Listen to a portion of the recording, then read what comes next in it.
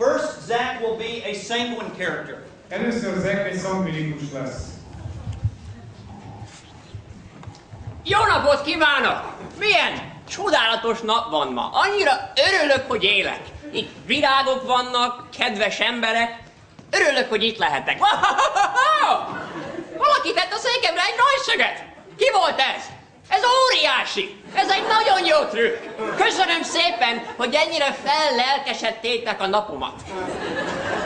Örülök, hogy itt vagyok.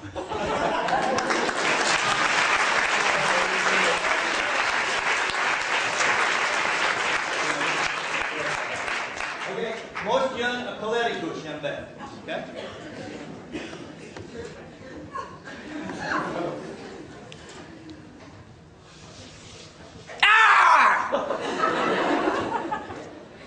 Ki csinálta ezt?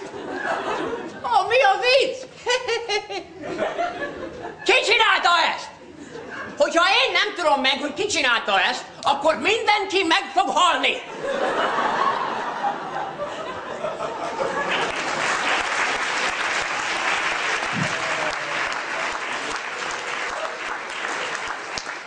Most jön a melancholikus Zach.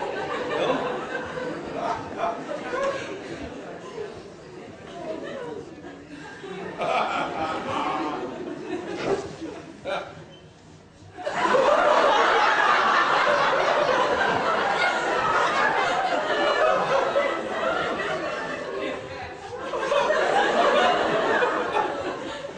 Az élet az olyan, mint egy rajszög. Rövid, kemény és nagyon-nagyon fáj.